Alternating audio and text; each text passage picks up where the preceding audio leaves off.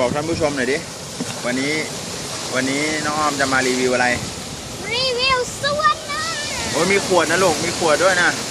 ขยะลูกน้ำคอมมาโลนะคะไปเก็บเลยไม่เก็บ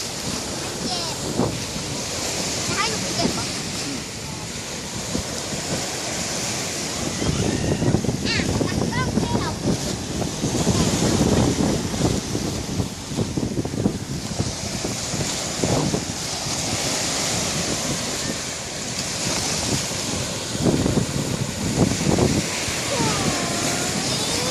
เก็บได้ป่ะครับเก็บได้เปล่า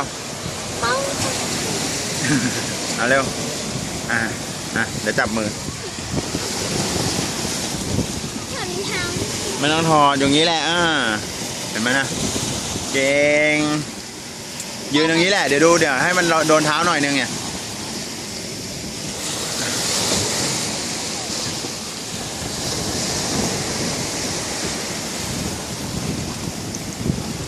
พูดกับท่านผู้ชมหน่อยดินี่นะคะเป็นแผลค่ะ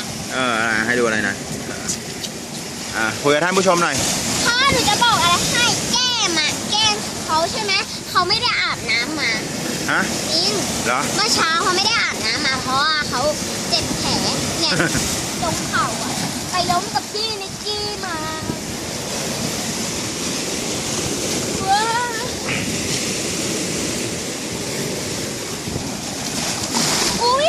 เปียกยังยังค่ะยัง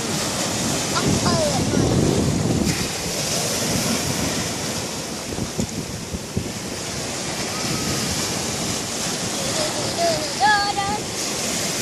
มาเต็มไม่เอานะ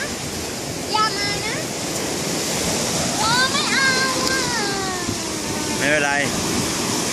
ไปลูกเดี๋ยวไปที่อื่นต่อมาพอก่อนบอกแค่นี้ก่อนนะคะ